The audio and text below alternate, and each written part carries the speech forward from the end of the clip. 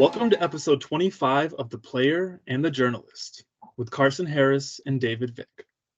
In this episode, we are joined by a true champion of our sport. She is the architect of one of the few blue blood programs in the college game, which you might know as the Lake Show. She might not smile a lot during games, but you better believe she has been smiling all summer long. Coach Kelly Amonte Hiller, thank you so much for joining us. Karson and I are super pumped to talk to you, let me tell you. Well, I'm excited to be here. Thanks for inviting me. Awesome. And I'm not sure if you listened to our podcast with Izzy Skane, but we'd like to start off with, some light conversation. And Izzy told us that Northwestern is very punny. Can you confirm that? Is very what? It's very punny. Y'all are big on the puns. Oh, I guess so. Yeah, I think so. Sounds good. She said that you and oh my gosh, what's her name? I'm forgetting. Shelby Fredericks are always putting out puns on players, and it's very punny program. So like a funny punny program. So it's a pun in itself. All right. Yeah, I like that. And can you Sure. Can you confirm or deny if you were the one that gave Izzy Skane the nickname Skane Train? I can confirm it was me.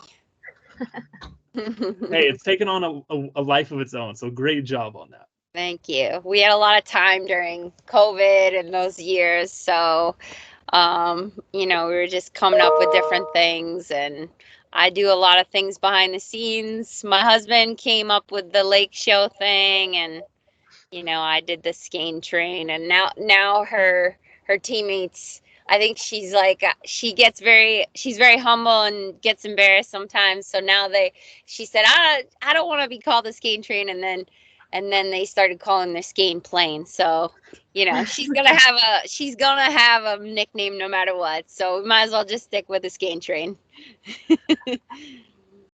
Yeah, for sure. She told us that Aaron Kuykendall is a very mischievous person with the nicknames.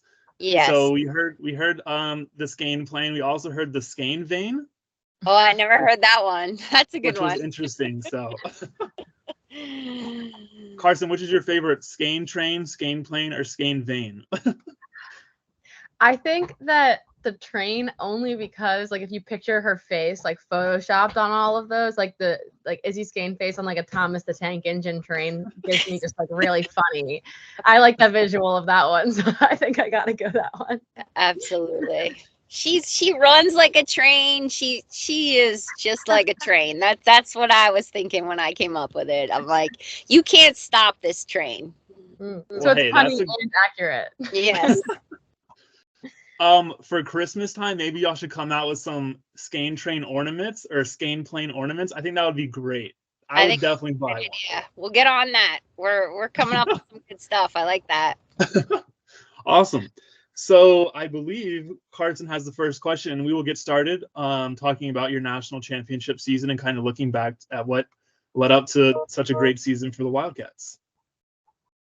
Yeah. So I just kind of wanted to give people listening a background in case they didn't know, but from 2005 to 2012, Northwestern won 7 of the 8 national championships, and then 2 more final appearances in 2013 and 2014, which is just insane. I remember growing up during that time, and it was oh, Northwestern, they're the best. They're incredible. They're this great, this amazing team.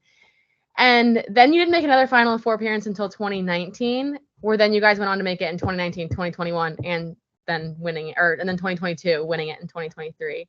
And I just think that's really cool to look at, because that 5-year gap, there was obvious building that has to happen. When a team's that amazing to go 7 for 8, there's going to be a time that something happens or something changes within the team, and there has to be another rebuilding period. And I just was wondering if you could describe that rebuilding period that went on between 2014 and 2019, because it's just kind of cool to see that growth. Sure. Yeah. I think when you have so much success, it's a bit of a challenge because you become entitled to success. And so I think that was happening, and we were losing a little bit culturally, I think, when players were coming to kind of get on the championship bus rather than, in the beginning stages of our program, people really wanted, they wanted to come for, different reasons and for playing. And then we created this environment together. And so I think that was the biggest thing, is that we had to reestablish the culture. I think that championships don't just magically appear, even though it seems that way from the outside. It's like, oh my gosh, this team is so good, and that's why they won. But it's not like that. There's so many things that go into being successful. And so we had to really dive into that. And I think for me personally, like I'm a pretty driven person, and I have very high expectations. And I think that, just in terms of the winning, I honestly feel like as a leader of the program, I was getting a little too caught up in success. And that's not really how I started the program. When I started the program, it was really about, the culture, how we carried ourselves, and the success was like a byproduct of that. So, I just really reflected at one point during that time, and I just said, I need to really go back to where I started this program, and then also think about, the type of athlete that we're coaching now, because the generations have changed, and you're coaching a very different type of athlete now. So just really making sure that I'm connecting properly, listening to my athletes, gaining their feedback, and listening their help in this rebuild. And I think that, I can remember at one point I brought in Shelby Fredericks and Nicole Beardsley, who ended up on my staff at one point, and, just talked to them a little bit about what I wanted to do. Obviously, I talked to my staff, very close conversations with my husband, and really what I felt like it was going to take for us to make this jump. I mean, we're still having success. We never missed the NCAA tournament or anything like that, but we have a very high standard. So, we wanted to be at that Final Four. We wanted to be in the hunt for a championship. And I think that, we built it for a few years. And then in 2019, behind the leadership of Selena Lasota, she was a really, really special player and a really special person. And I think her value system really helped carry us. She's just a worker, a good person, cares about other people. And I think she really helped us get to that next level. We had a really tough year that year. We lost Lindsay McCone's brother, lost him to cancer, and then lost her coach as well, to a plane crash, her coach and her coach's husband. So it was a very challenging year from that perspective. But I think it also was so amazing because it gave us perspective. Like, what's this about? Like, what are we doing here? Why are we playing? And, the McCones were the first people that I texted after we won this year, because I wanted so badly to win for them in 2019. And maybe it's a little delayed gratification, but this championship for me, I know, I was still really in the hunt for those people. And that's why I said in my interview post game that I just really felt so many people contributed to this, and not just the current team. I have two things for that. First of all, I think it's very cool that you said that you guys gained perspective, because you also had mentioned that you guys had started to feel entitled. So I think like that transition where you now are realizing, like, even if I am on one of the best teams in the country, like, there are people fighting for things way bigger than a national, like, that's a really cool perspective. So I just wanted to note that. And then second, I think it's funny because I came from a program where we were like, if we could just get the mentality of winning, we'd be so much better. Like, we just have to remember that, like, feel that, what it feels like to win. So I spent my 5 years like trying to feel what it feels like to win. So I think it's funny that like you guys had reached that point and then gone so far that it was like, okay, we now have to remember what it feels like to play lacrosse for the culture and the sport and team. I think the believing was a part of it, but I don't think that was a part of it until the last stage. And I said, going into this year in the summer, that's what I said, is what you just pointed out. I said, believing this is what it's about this year. This is our last step. Obviously, we believed, right, in Right. that UNC game where we kind of collapsed and it all unraveled. We believed up until the point where we got tested. And I said that for this year, it had to be about believing so much that when we are tested, we're going to still believe even more. And so that was really what this year was about. And I just really feel so proud of this group because they really bought into our staff and what we were trying to do together. And I feel like it was a real shared experience, great leadership from top to bottom. I think everyone played their role. There was so many players that maybe didn't get like the recognition on the field or, the post or whatever, that had such a pivotal role in this championship. And in return, it made it a really, really fun journey. And I think you could probably see that if you watched our games, how much fun we were having. Oh, absolutely. You guys are definitely my favorite team to watch this year, just because of that. Like, the culture you could actually see on the field was very cool. Yes. Not to make you dislike Karson, but she was a Maryland fan growing up, unlike myself. I was never a Maryland fan. I lived in Maryland. I'm from Maryland. So Maryland's like the closest college we have to my hometown. So Maryland fan is a stretch. But I never watched any games, but I did watch a couple Maryland women's cross games when I was like 10. So sure. It's okay. I went to Maryland, so it's okay. I understand. Awesome. So you just mentioned being tested, and I'm curious, something that I've been wanting to ask you for probably a few years now. So you went through that stretch where you won all those national championships, like Karson mentioned, and then you had, I guess, a dry spell, if you will. I'm curious, was there one game along the way that left you the most frustrated, that whether it was in the postseason that you got eliminated, or there was one game where you're like, we should have won this game and we would have been in position to win a national championship? Was there one game along that stretch that left you the most frustrated? I can think of a couple. And it wasn't necessarily like we should have won that game. It was maybe we just didn't have the fight.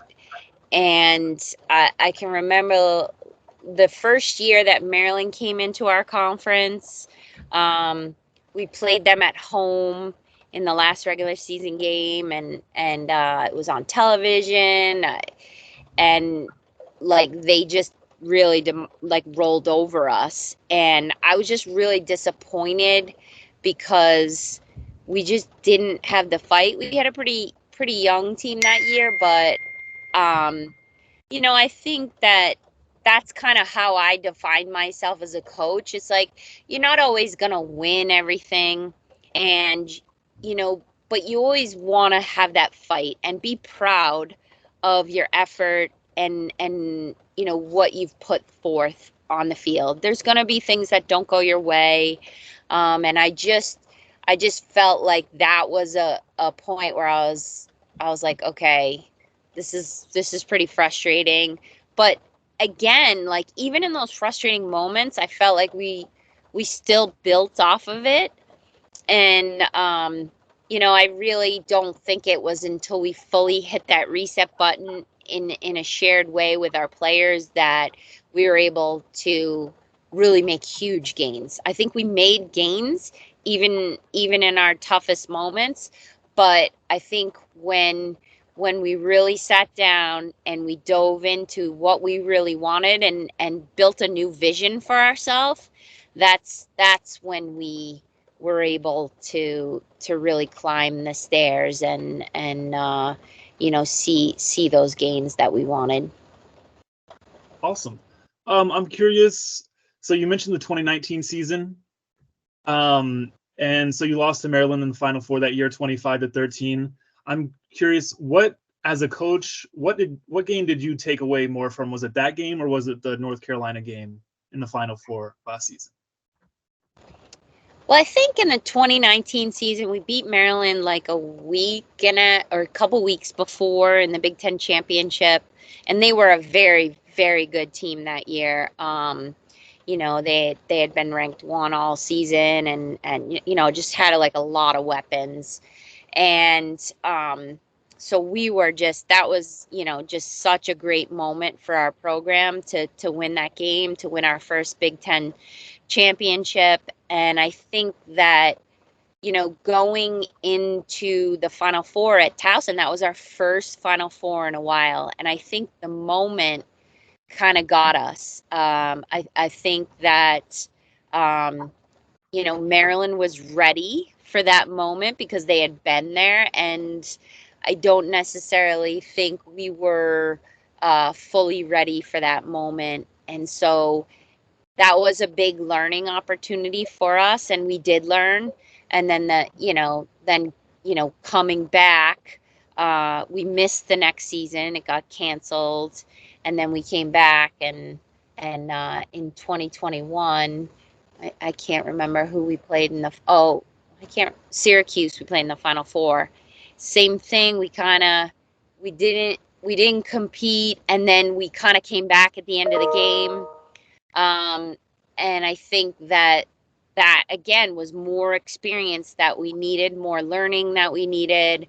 And then that North Carolina game was just it was the worst, because it hurt so bad, especially for our seniors, like Alec Palermo, Brennan Dwyer, Lauren Gilbert, Jill Girardi. Those guys, ended their career on that.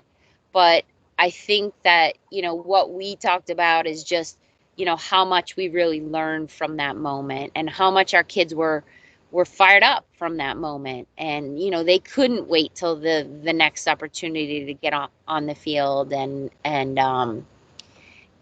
just be ready to have that confidence. And I think, we were really explosive down the stretch in that season. So we kind of collapsed in the last regular season game in the Big Ten tournament, and then we found it. We found our confidence, we found our fire, we found our fearlessness, and we had it until 9 minutes left in that UNC game, and we kind of lost it to a great UNC team. But I wasn't sad. I wasn't that sad after that game, because I was just so proud of the group and the effort that they put forth. And I knew that we learned a lot from that moment. And obviously you could see it on display this season. And the best thing about this season was that no matter what the circumstance, our team showed fight, a lot of fight. And, that's really what we want to be defined by. You're not going to win every game, but we want to be defined by the effort that we put forth and the attitude. Wonderful. Thank you for answering our questions on the past. I know we're going to get to the season now. I think it's important to, I always think of Boston College losing all those I think 3 straight before they won their first one. And I talked to Jillian Riley about this, and I was more interested on what led up to the national championship and kind of getting over the hump. Obviously for them it was a little different, but I was just always so curious about that. And so I really wanted to get your thoughts on what led up to this national championship. So thank you for that. And now we will get to the more positive, happy stuff. All good. It's all happy. It's all learning. And, we enjoyed every minute of it. And I like you said, I think it's important to highlight that it's not just this Northwestern team was amazing. They came out and they won this national championship as a singular this year event. I think it's important to highlight that it's been a long time coming. It wasn't just a this year thing. But anyway, my question for you is, I want you to describe the first 5 seconds after you realized you just won a national championship. Not after you'd had time to process it. I want the raw first 5 seconds of you started smiling. I gotta smile a little bit more. I mean, I think after that UNC game the year before, I think that like the second Boston College scored a goal, like we would roar back because we just never felt comfortable, even in the waning moments of the game. It was like, are we still going to win this game? You know, whereas in years past when we've won, you kind of knew you had it locked up. I don't think anyone on our team felt that we had it locked up ever. So, you know, I think we're really trying to just play in the moment and enjoy every single moment that we had. And I think that, you know, the last the first 5 seconds after we won, all I could think about, honestly, was just everyone that contributed to this. All of the alumni parents, even administrators that have helped me that left, have moved on to different places. All the people at Northwestern now. I have a longtime administrator who's done an amazing job for me, Jana Blay, and she's just done so much for our sport. She served on the NCAA committee for a while in those years where we weren't making the Final Four, and just really moved the ball forward. And obviously all the alumni, you know, players and fans and, you know, just people that stuck by us. I was just really excited about that. And then I was also just so excited that our players could feel this feeling, the feeling that you've kind of worked towards something, put all of your heart and soul into it, and then actually accomplished it. It's pretty rare. Most of the time you work towards things and you put all your passion and love into it, and you may not get there.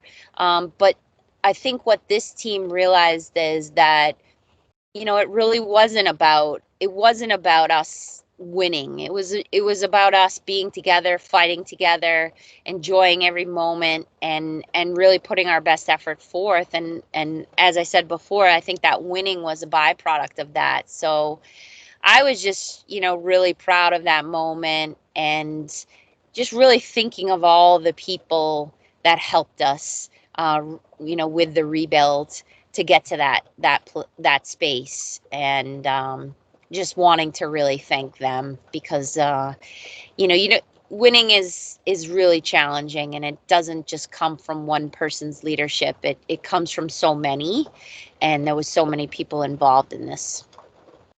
I'm picturing like a montage of like just pictures of like all of your people and your administrators and everybody just like going on in your head. Absolutely.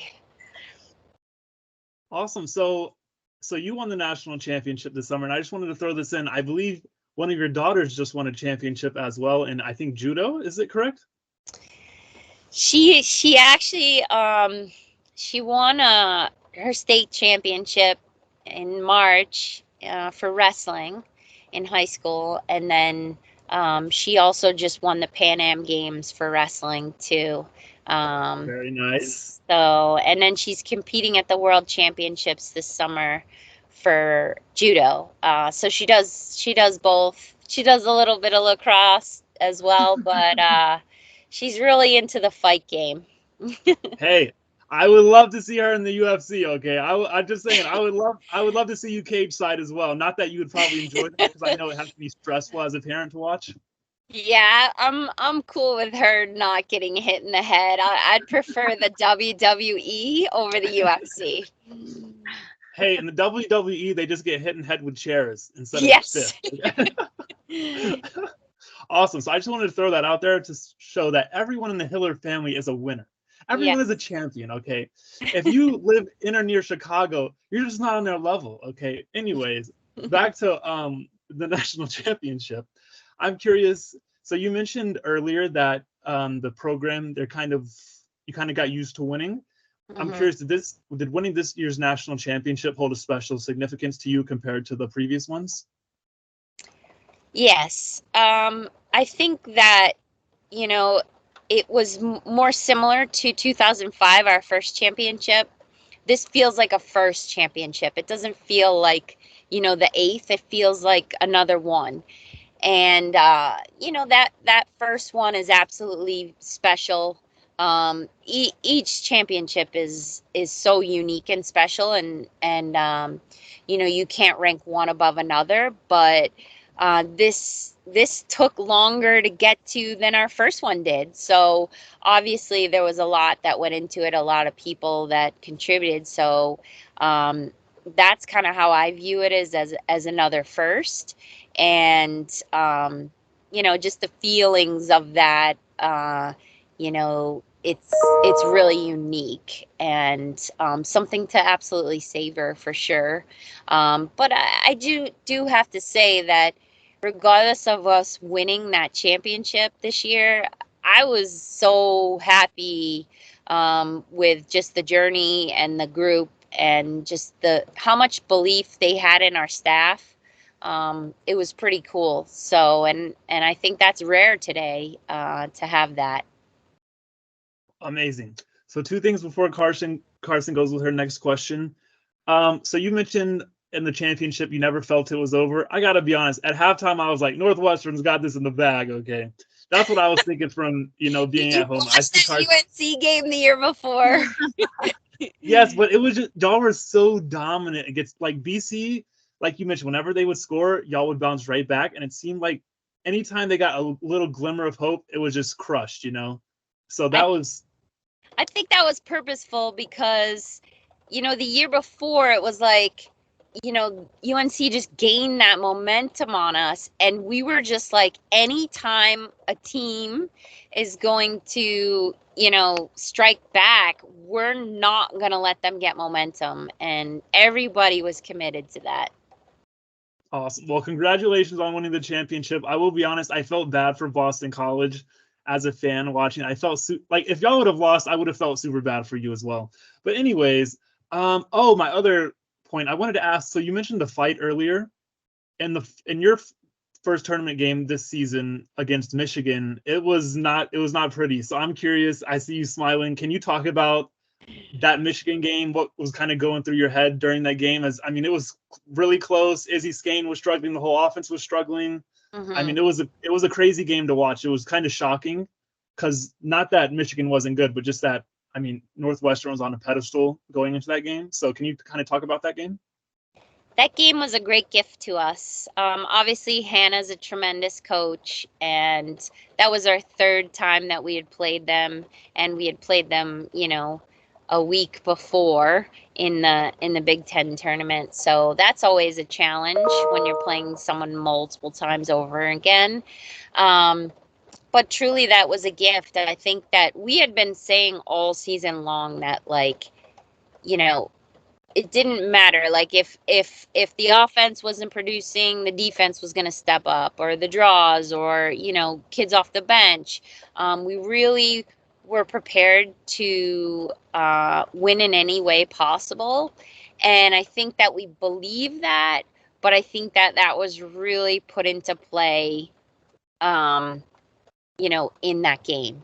And I think the offense, especially, obviously I had conversations with them, but especially Izzy, I know, she was just like, I will not let that happen again. Like, I felt like I didn't play my best. I was, for whatever reason, she was not performing, maybe putting too much pressure on herself. And I think that game was a gift because it just allowed us to go out there and just let loose, right? Let it rip. And from then on, we just played with great, aggression, fearlessness.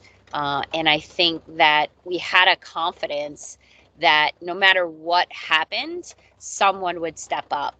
And the defense had really not been getting like a lot of attention throughout the season because our offense was just so dominant and producing so much.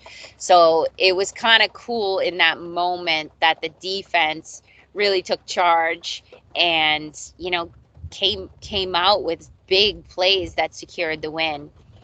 So that was really exciting, and I think that it created a great bond from both ends of the field, and it just really propelled us going forward. Awesome. Well, you mentioned letting loose, and that's what happened in the next round. I can't remember who y'all played, but whoo-wee, it was a bad day to beat them. Let me tell you. Okay. I think Loyola. Oh God, that was man, that was a massacre. I'm sorry, but that was bad. Oh man, it had to be a good day to be a Wildcat. Let me tell you. And y'all, I love so your indoor facility is amazing, but I love when y'all play outdoors. I think the view is incredible. I think the stadium's amazing, so I love watching y'all play outdoors. Yes, both facilities are equally as amazing. I think hands down the best in the country. It's pretty cool to be looking at the lake and have those views every single day. So pretty awesome. Whenever your team is frustrating you, you can just turn around, look at the lake, and be like, peace, and then just turn back around and walk back in. I say thank you every day that I get to be in this job where I do what I love and I'm in this environment. I always said as a kid I was never gonna move away from water. I grew up a mile from the ocean, right across from a river, and so it's definitely appropriate that I get to spend every single day looking at that lake. Awesome. And the photo shoots, whoever your team photographer is, my goodness, those photo shoots by the water, those were incredible. Okay. Yes. Okay, I'm done now, Karson. The floor is yours. I was just gonna laugh. Oh, sorry, go ahead. I just said he's amazing for sure. I was just gonna laugh because when you were like, "Oh, when your team's annoying you, you can just turn around and look at the lake." I thought you were gonna say, "When your team's annoying you, you can just throw them in the lake." That's how I thought you were finishing that sentence. Anyway, yeah. So, speaking of your team, we've talked a lot about how it was a build-up. It wasn't just this team. It wasn't just this year. But what was it about this Northwestern team that was so special? Because I do think that there was there was a click going on this field that you could, like, a person could see watching it. So what do you think caused that this year, and what made this team so special? Well, I think I said it before, but not wanting to have that feeling that we had the previous year in the Final Four, and I think that drove us to commit to the things that it takes to have a close team, and I think that our leadership, from top to bottom, we had some very young leaders, and that sophomore class all the way up to our fifth year seniors were tremendous, and our regular seniors, we had leaders across the board, and we really had a great connection with our staff. I think there was a tremendous connection from top to bottom, and we obviously weren't perfect, and we had challenging moments, but I think it always kind of came back to great conversations, us listening, our players listening, just vibing off of each other, and then moving forward. And we really felt like we could solve any puzzle, and that's what we went into the national championship game. We said, it really doesn't matter who the team is we're playing. It doesn't matter what they throw at us. This is us versus us. And that was kind of our mentality. Yeah, you had mentioned most of that before. I was just like, you did a good summation, but thank you. So we don't want to take up your whole night. So last question on the national championship team. So there were a few players. Obviously, Izzy Skang gets all the highlights, and she's absolutely incredible. So Erin Kuykendall, we talked about this, Karson and I did, with Izzy Skane, about how Kuykendall just really emerged on the national scene this year. Can you talk about how was that for you? Because obviously you've seen her in practice, and she's in the game, she's throwing these crazy BTV passes, doing BTBs, and she's just so creative out there. And so what was it like for you to see a player that's been in your program for so many years finally get that national recognition? Yeah, it was awesome. I mean, Erin, I think really found her groove this year.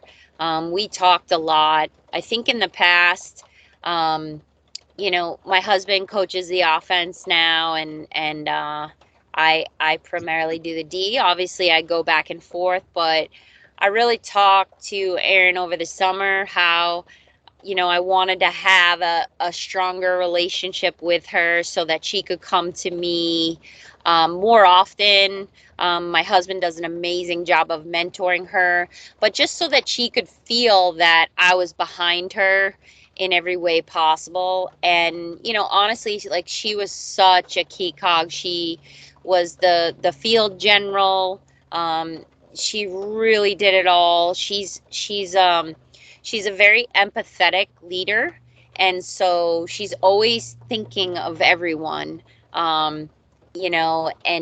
And just making sure that people are taken care of. And, when you have a leader like that, it really carries a lot, because people feel looked after, and, they feel heard. And I think she had the confidence this year to kind of just voice her opinions to us, and share the ways that she thought things could be better. And I think Izzy did like unbelievable things, but that doesn't happen without Erin. That doesn't it's all, like we always say, like, it's a team award when someone wins an award. And Erin certainly did an amazing job this year at creating a culture that was just fun. And there was a lot of other people involved in that too, but I would say Erin was in our office probably more than any other player. Awesome. Yeah, and then she had the whole Hasbulla thing. She changed her Instagram photo to Hasbulla. Very, very great comedy. Yeah, she's a very, very funny girl, Erin. She makes it a lot more fun every day. So we're excited that she's gonna be coming back for another year. And she's super competitive on the field. She has a little bit of an edge to her, which I love. So I love watching Erin Kuykendall. So Erin, if you listen to this, I am a huge fan. Okay. So real quickly on Molly Law Liberty and Haley Radigan, 2 transfers. So Izzy told us that they just brought something new to the program, that whether it was just them not being in the Northwestern program for so many years, they brought something new. Can you talk about what it is that they brought to the program as transfers, 5th-year transfers? I'd like to think that the greatest thing that they brought to this program is gratitude. Molly, when she first showed up, she was asking us how many times that we could shoot on her per week. And we were like, as much as you want, because, she was coming from a program where, they had limited hours, and it's just a lot different. And Tufts is an amazing program. I've actually become close with their coach just through this relationship, and we've talked a lot. So they're at the highest level of Division III. So Molly experienced that, but there's still a difference between that and a Power 5 school, and just the rules are very different. So just a level of gratitude on, being part of this and having the opportunity to do this. Molly was in a full-time job working when we got her. So, she left something that she didn't know necessarily that she wanted to do long term to go back to her passion. And I think it's very clear to her now that sports is her passion, and she wants to stay in that industry for the rest of her life. She's just a really special person. And then Haley, same thing. It's, coming from Mercer, her coach, it's a really unique thing. Her coach was the liaison for us at the NCAA tournament, so she was right by our side the whole way, which was really cool for her and Haley. But I think that Haley, again, like, she just couldn't believe some of the things that we were able to do, and the way that we were able to support her in different, things that maybe, a mid-major school couldn't offer. And sometimes when you're in the program for a long time, it just becomes old hat, and those things become standard. And I think they just had this like new energy and this level of gratitude that really helped our program, and helped people understand the simplicity of being happy and the day-to-day being great. Amazing. So I graduated from Mercer, so I was around Haley Radigan many moons ago, and I Okay. remember when she transferred to Northwestern, I was shocked. Neither Karson or I thought she was gonna, like, maybe we thought maybe she might be a woman up player, but for her to have the role she had, like, she was great at Mercer, don't get me wrong, but it's a very different level of the teams that they would play on a regular basis compared to being in the Big Ten. And yeah, for Coach Eustace to be there the whole time, that was pretty incredible to see. And then a bunch of her former teammates were there at the game. So that was a really cool little moment. And I remember, so I got to Mercer when Haley was a sophomore, and I remember asking Coach Eustace about her because she had a humongous freshman season. I was like, "Did you see this coming last fall?" And she's like, "Well, Haley was good, but we didn't see that coming." And then she, obviously the best player in program history, goes on to Northwestern, wins a national championship. And when she's not committing fouls or getting yellow cards, she is one incredible player. I'm sure that had to frustrate you sometimes, but she's really good when she's not doing those two things. Yes, throughout the whole championship, every time she came off the field, I was like, "Keep it cool, Haley, keep it cool," and she was just like die laughing because that basically meant, like, don't lose your temper and get a yellow card. For sure. I think she learned how to keep it cool throughout the year, and even Sam said to me after the game, she said, the other people on the committee were asking me, why doesn't Haley ride? And I just told them because she gets yellow cards when she does. So no, It's true. She was amazing. We knew what the potential she had. We knew what an amazing coach Sam was, and the job that she did to develop Haley as a person and as an athlete. And so we knew we were getting a big time transfer in her. And she's just such an amazing person. Her family is so grateful. Her dad said, our social media guys produced a video of her after the season, and her dad texted my husband and just said, "I've watched it 100 times and I cry every single time watching it." Just such a cool story. And she's a really, really awesome person, and just feel lucky that I was able to have the opportunity to coach her, and just to see the job that Sam did to mentor her as a person was pretty special. So I don't feel like I can take full credit for Haley Radigan. There's so much that goes into getting to that level, and Sam has a big hand in that. Awesome. And yeah, she's from a big lacrosse family. Shout out Mr. Wayne Radigan. I believe he's still playing lacrosse right now. And also shout out Patricia Skane. Yes. Patricia, we love Patricia Skane on this show. Okay, I'm done talking now. We will move on to the second half of our show because, as you can see, I like to talk. I could talk to you for like probably 5 or 6 hours. Okay, but anyways, you're up, Karson. Right. I will go. So just talking about the proposed rules and everything, what are your just like general thoughts on them? We'll start brief. Sure. My general thought, I'll just start with opportunity. All right. I can't think of a sport that has taken away a player on the field in recent history for any reason. And definitely, if you're going to do something like that without significant research on it. And I think that taking away a player can have cascade effect on opportunity. I think that being a female in the industry, opportunity is everything that we fight for every single day. That's my job. Like, no one sees that behind the scenes, but I'm fighting every single day for opportunities for our student athletes. I've been fortunate enough to have great leadership in my time as a coach at Northwestern, in supporting the program, but you still have to fight on a day-to-day basis to find opportunities for your players. So and if we take a player away, you got to believe that high schools are going to take a player away. my daughter goes to a high school with 3,000 kids. That's going to be an opportunity for, a number of kids on a high school team that, maybe will never play a sport again.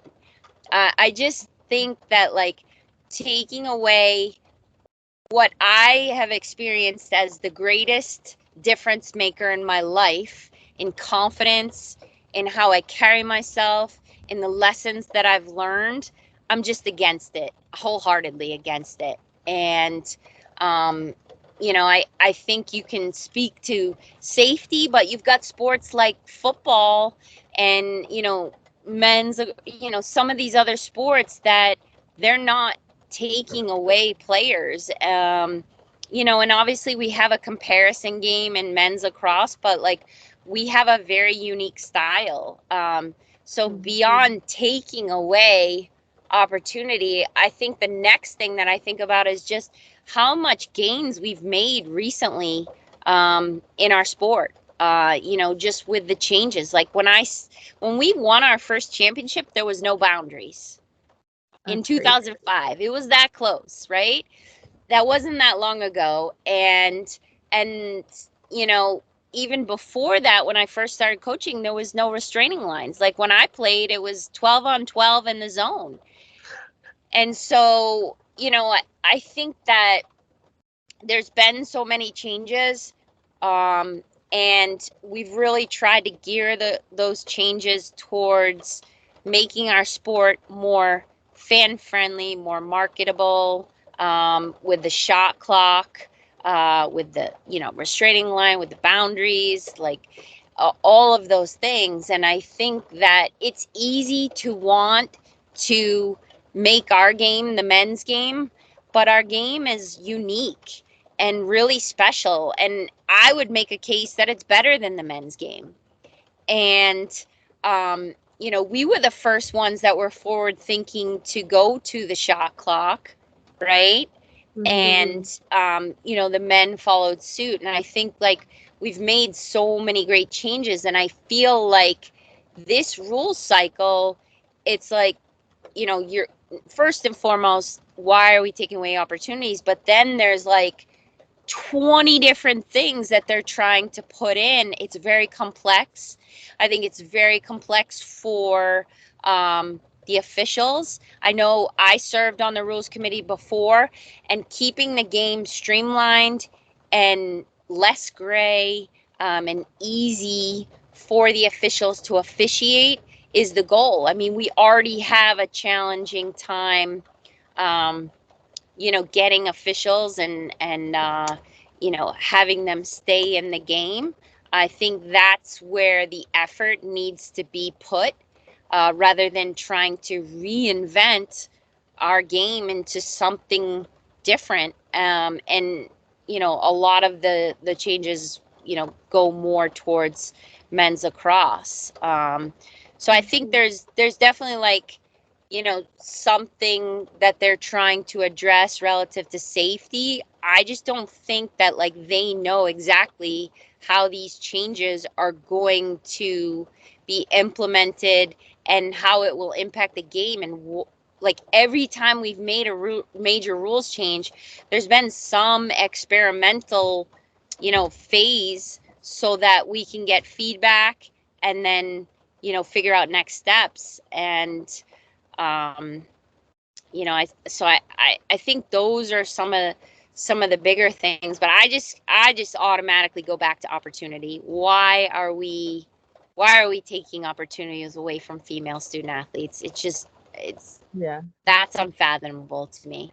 Yeah. I also think that you brought up a good point with the officials. Like, people just love to pick on officials. Like, that's their job. Game doesn't go well, it was automatically like that just happens so often. So like part of me is like, why are we introducing 18? We'll talk about it later also, but like now we're introducing 18 more things. The refs have to decide whether it's a penalty enough to give you a card or not. Like, I think that's my biggest thing. One of my biggest things on it is just like the fact that we're yelling about flopping and that the refs aren't calling flopping, but at the same token, we're also saying, well, it's either a no call or they have to sit for a minute. Like I just think that's putting the refs in a bad like position to be even more the target of games at this point. So we'll talk about it later. I think that's my big thing.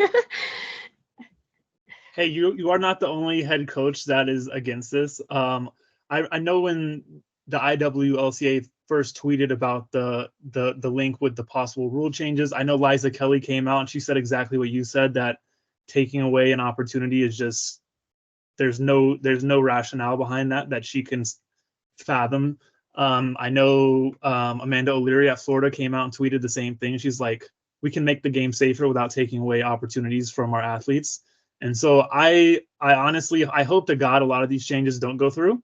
I think one thing that we've seen across sports over time is it's a little change here, and then over time it grows to big changes. So I'm not sure why they're trying to like throw everything into one rule cycle, and I feel like it'll just be jarring, not just for the players and the coaches, but for the fans, like if a lot of these do go through. Absolutely. I mean, I think, in addition to everything that I mentioned, opportunity, like if we take away, are they going to now reduce squad sizes? Are they going to reduce, scholarships? We don't know the impact of taking away opportunities. But I think also, you have our game, I think, is in a really cool sweet spot, right? You have some games that are high scoring. You have other games that are maybe, really competitive, and, it's easy to come back now. You never feel like you're out of it. But I think that a few years back, actually, I think it was one of the last games before COVID, we played North Carolina in our indoor facility. And the game, I think the score of the game was like 22-20, something like that. The game was over 3 hours long, which in my opinion is really tough on the athletes, right? And it is also tough on the fans. Like, I think the thing that makes our game attractive is that it's not as long as like a football game. A football game is like a full day commitment. You have to be committed to the tailgate. You have to be committed to the 4 hours of the game. You have to be committed to everything. And I just think that we're in a stage where we're trying to gain fanfare for our game. We're trying to make it so that everyone could play it. Everyone can, pick up a stick and try it, or just watch it and fall in love with it. And obviously I have a lot of experience of that, because almost everyone that comes to our games is new to the game in Illinois, right? It's an emerging location. And so, we get people that are Northwestern sports fans that have never seen lacrosse come out and fall in love with our game. And I think that we want to keep that. And having a 3 hour plus game is not going to do that. So taking one player away, having all of these penalty situations, you could be playing 6-on-5 a majority of the game, and now your scores are going to be so high. And like, I coach international too. So in international, they have running clock. So, that's how they keep the games tight. Every game is 60 minutes. And, but our game, it's like the draw setup. There's so much time subbing. There's a few nuances in the rules where, anyone could pick up a possession ball. So you could have someone coming from the other end of the field, which takes time. There's just so many little nuances that could add time to the game. And I'm really, really against that, because I think it's bad for television. Television has clearly told us numerous times, get the game within 2 hours and this game will skyrocket. We're already seeing, people getting more and more excited about our game. I had the CEO of ESPN send me a congratulations email after our championship. Like, I think that speaks volume. We're getting, two, not one, but two people invited to the ESPYs, a men's lacrosse player and a women's lacrosse player. You see the PLL and, some of these leagues and the pro league on the women's side. I just think there's a lot of momentum right now. And I just would really hate to see us stifle that by making a litany of rules changes. And that's even outside of taking away opportunities for female student athletes. I agree. I don't even have to ask my next question. You already answered it. So Karson, it's all you. Yeah, I think this is also interesting because I do feel like there's a lot of contradiction going on in these rule changes that it's almost like makes me take a step back and be like, do we talk about these all at the same time, or do we talk about them one at a time? And there's like, for example, we talked about the 1 minute penalties. The emphasis on that is it's safer. It's making the game safer. Like, that's great. But then on the flip side of that, they're introducing the 3 seconds call, where now you can be an arm and a stick length away from somebody in a game that is evolving quickly to shots outside the 8. And I'm like, so now we're crowding the 8, making it legal to crowd the 8 while letting people rip it from outside the 8. But we're making the game safer because we're adding 14 1-minute penalties. I'm like, I just think that there's a little bit of a contradiction in those two. 100%, couldn't agree more. And Yeah. I think that just with the velocity that kids shoot at this time, it to add that space to the 3 seconds, I don't think that's going to make our game that much more attractive, and if you're getting these penalties, you're going to be playing 6-on-5.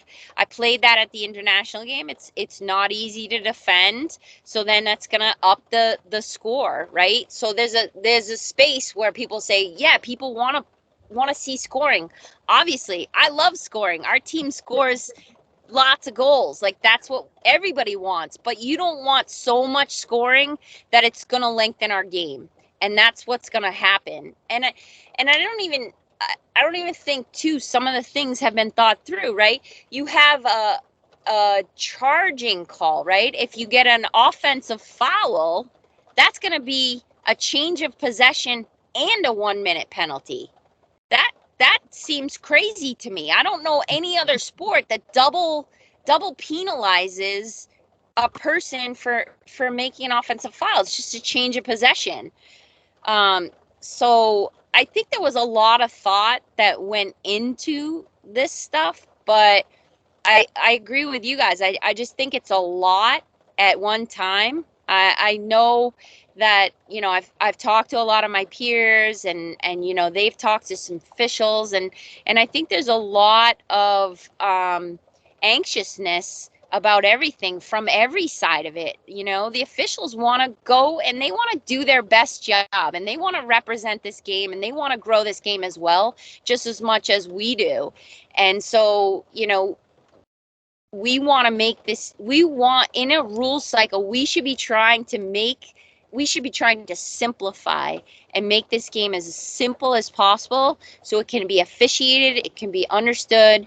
And I just think some of this stuff is complicating and making it more challenging, Yeah, no, I agree. I think people already are like, I don't know, I can't watch lacrosse because I don't know the rules. Like, that's already a statement that a lot of people say. So I'm like, I don't know if we should add more rules. Well, if you think about it, right, a 1 minute penalty 6-on-5 is going to have a big ramification, right? And that's at the end of a key game. Let's say it's a conference championship, something like that. So there's a penalty. Obviously, if there's any kind of question, those officials are going to get together. They're going to talk about it. That's going to take time. They're going to feel that pressure. That's going to extend the amount of games. In my opinion, that's the thing that's least attractive in our sport is when you have those stoppages. It's like, oh, I didn't understand the rule, but the rule, they just kept playing. So at least I can move forward from a fan perspective. But when there's those major stoppages and it's like the announcers don't even know what's happening, it's a real challenge, I think, for our sport. And I think, there's the TV has done some things to mic up the officials and to make it a little bit better, which I think has been really, really cool. So I think we're making progress, but to add more stuff where that could be more ramifications, you're gonna, of course, an official. If I was an official, I would be nervous to make that unless I conferred with my officials, my Right. peers. I would want their backing to make that call. And, so I think that's an aspect of it too. Especially with the replay now also introduced. Like now they're probably going to replay these green cards, which could, to your point, increase the time as well. So. I'm just going to jump in real quick and say the penalties, proposed penalties for the charges and the blocks have got to be the most frustrating thing that I've ever heard in my life. It literally makes no sense. Like, I've watched sports my whole life. I love sports. It's like the biggest part of my life. And in no sport do you see something that bogus take place. Okay, that would be the dumbest thing ever. And also with the scoring, I feel like, as you mentioned, we don't want to see 30 goals a game, because then at what point does it get to where each goal doesn't even matter? Like in the NBA, each basket doesn't matter.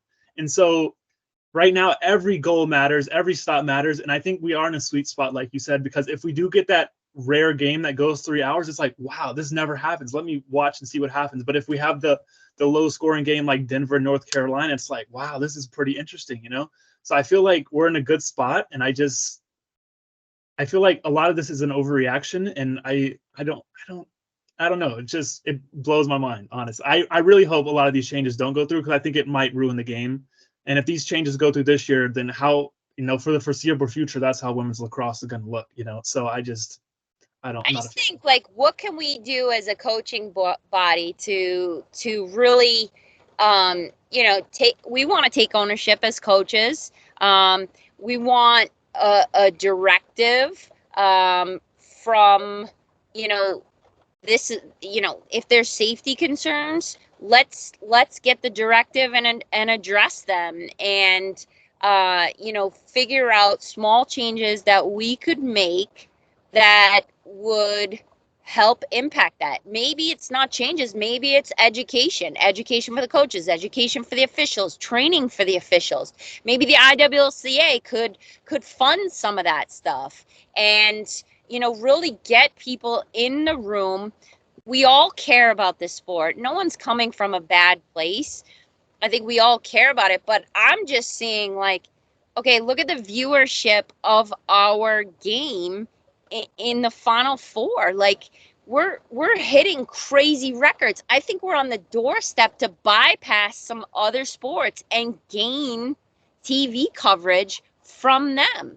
That we have not been in that space in years past, and I just think that, like, I think we're I don't know what it will do if we make this game more complicated. And then once you make changes, you can't go back.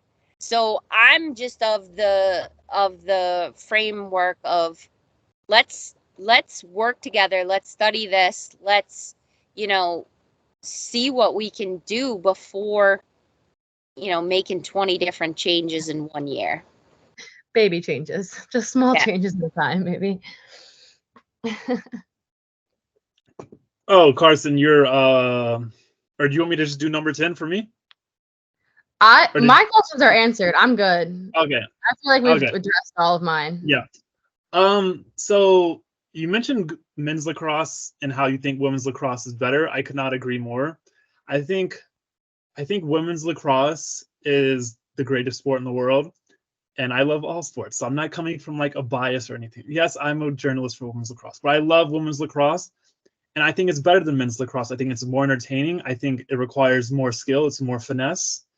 It's not just, I feel like in every men's lacrosse game, nothing against men's lacrosse, but there's a few stretches during each game where it's like 20 seconds of just men running into each other. And it's like, I don't want to, if you want to do that, go play hockey. No offense. I know you're from a hockey family, but I'm just like, that has a fan base and it appeals to certain people, but I don't think, I feel like women's lacrosse has gotten more physical, which I think is good in certain aspects. And I think players enjoy that. Now there are certain teams, and they're in the AU Pro League, it's very physical, which they're professional. So, I mean, you would expect it to be a little bit higher physicality, I think. But basically what I'm getting down to is women's lacrosse has never been more popular, yet we want to make, certain people want to make all these changes that would drastically possibly change so basically women's lacrosse has never been more popular, but let's change half the game. What are your thoughts on that? I mean, you've kind of already answered it, but does that make any sense to you at all? Yeah, I mean, I think that, one of the cool things about our game is I feel like we have end-to-end transition. More so, I think we have less specialization in our game than men's lacrosse. I think there's a lot more finesse, and I think that has really, I mean, just to watch some of the highlights of these young players, like, and the things that they can do, even on the high school level, the kids are doing. It's really just phenomenal to see the commitment to the stick work and all these different things, and just really playing together. And I think on the men's side, sometimes you see, because there's less people, you're seeing like more isolations and clearing space and things of that sort, and trying to get matchups, short stick versus long stick, and all these different things. And I feel like we're kind of all on the same playing field.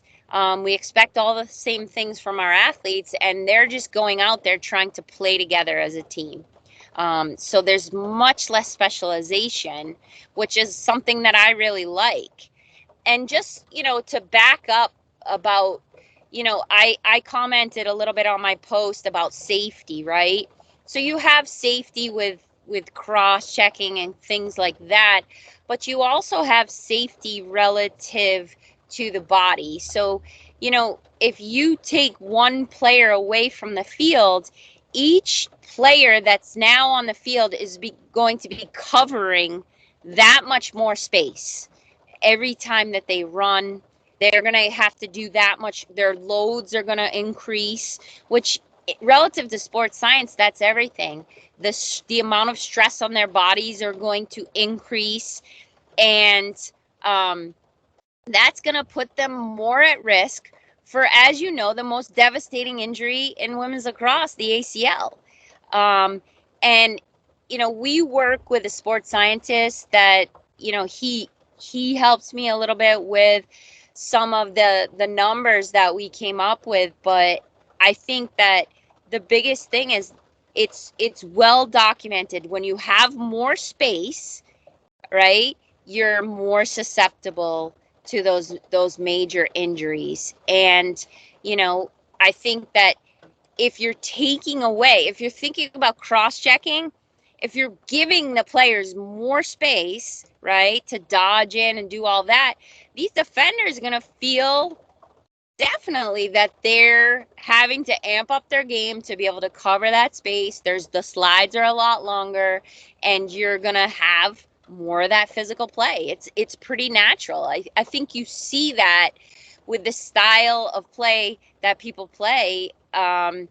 If they're clearing space, you're having to send those slides, you're having more physicality.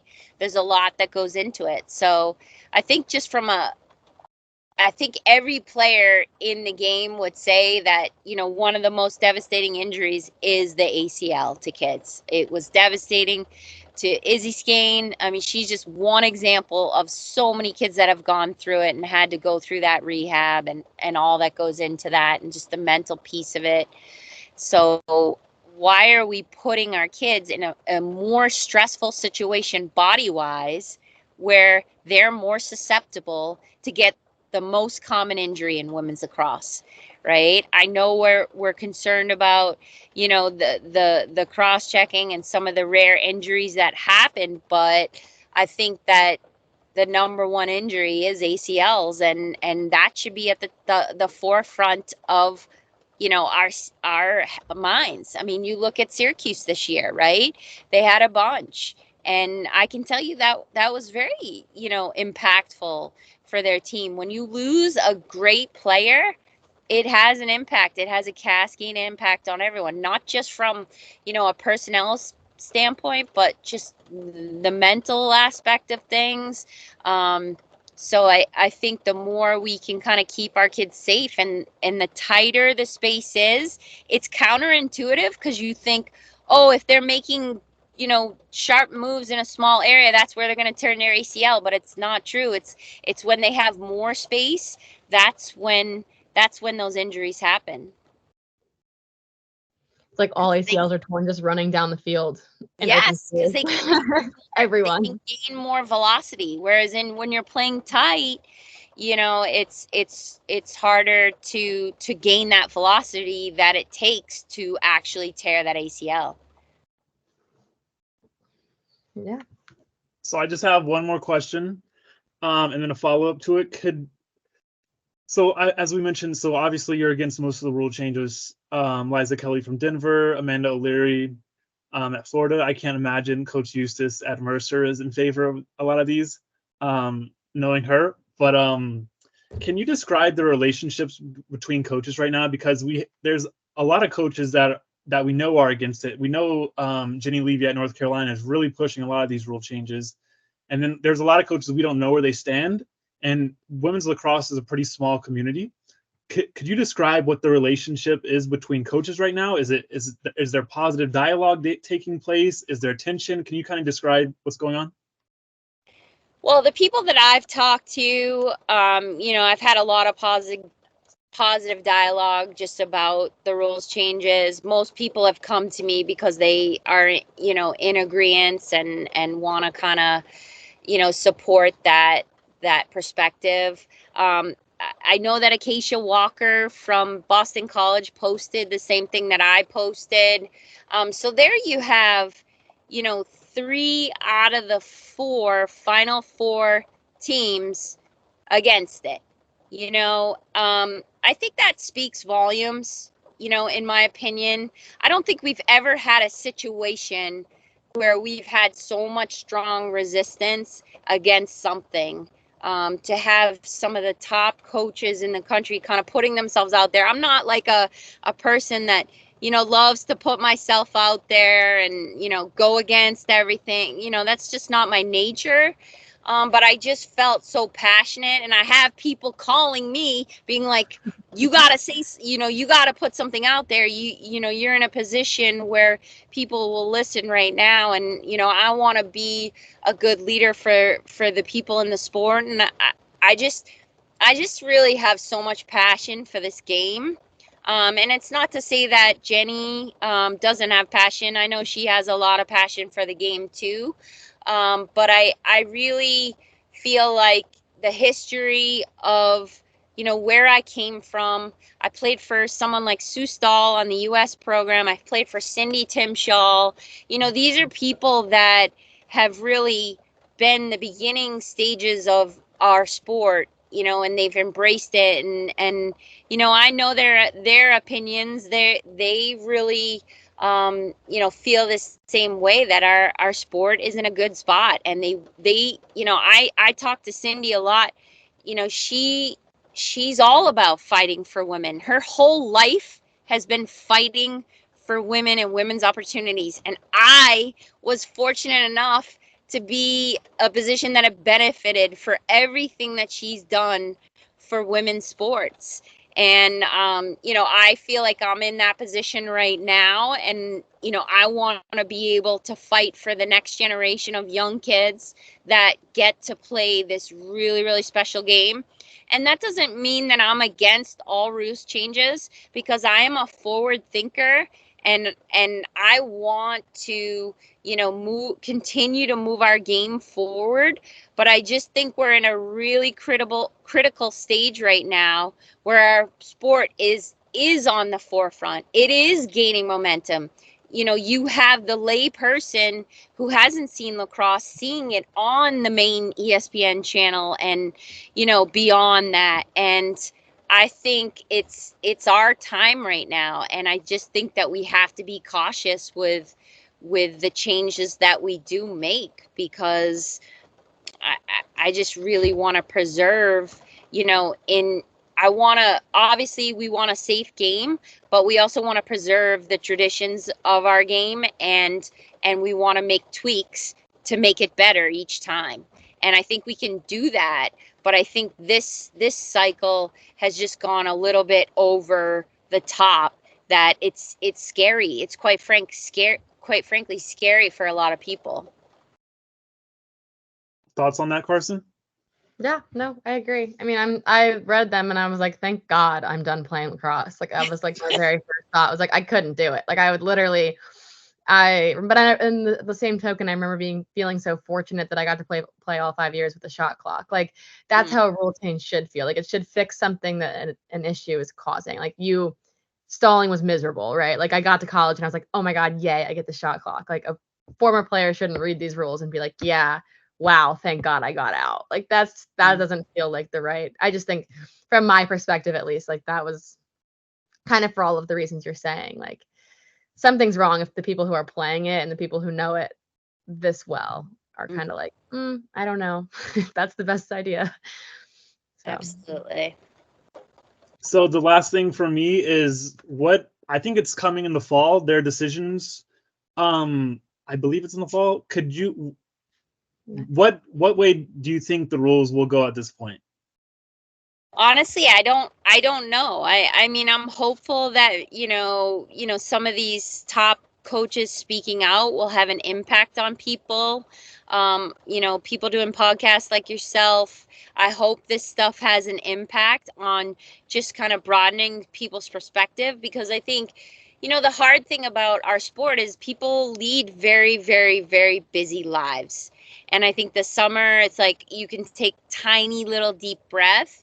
So I think it is challenging to, think about making a big fight against something in the time where you're supposed to be recharging your battery. But, I think that people understand the ramifications, and if people are spending time to, make arguments against this, that speaks volumes of, how people feel. And so, I hope that in the comment period, people will go and put their feedback in, so that, the NCAA and the committee can see how much resistance there really truly is. Because I think there's a lot of people that probably haven't spoken out that are not for this.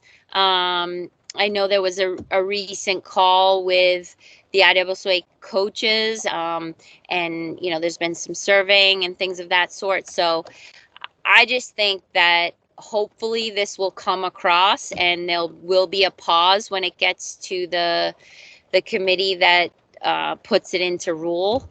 Because like I said before, when you make these changes, it's very hard to go backwards.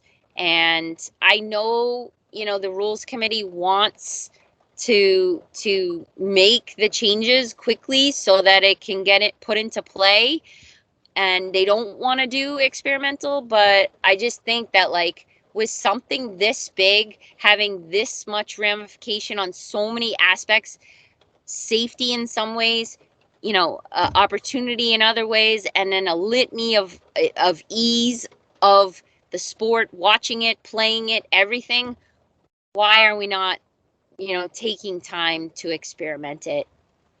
I agree, and no offense, but I don't need to see any experimental 6-on-6. Okay, I can watch that if I want to go watch men's lacrosse. Okay, women's lacrosse is better. Let's keep it 100 over here. Okay. Totally. Any final thoughts, Karson, before we wrap up? Nope, I'm good. Awesome. Any final thoughts from you, Coach? No, I just appreciate the opportunity to talk with you guys, and you guys to put this forward. And I love hearing opposing opinions, and I think it is very important to have that dialogue. And like I said, not against change. I'm big on change. I think you always have to be thinking about how you're gonna make things better, how you're gonna push this game forward. I just think this is too much in a very short amount of time that is gonna jar our sport. And so thank you guys so much for all that you do. Thank you. For sure. Well, thank you for coming on. I know this went a little longer than most podcasts, but I think we had a lot of important stuff to talk about. So thank you for taking the time. Hopefully you had a good 4th of July.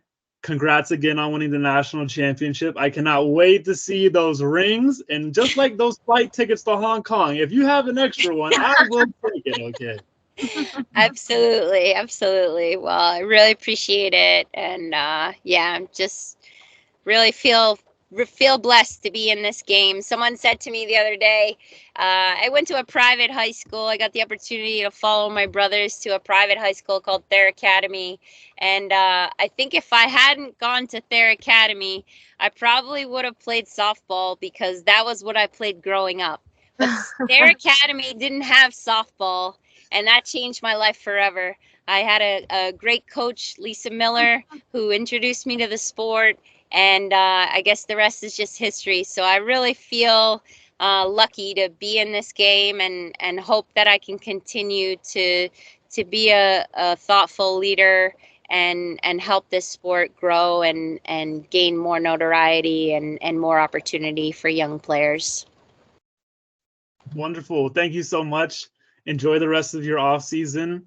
And yeah, just have a great off season. Go visit the Home Alone house. Yes. Go Awesome. Cats. Have a great night.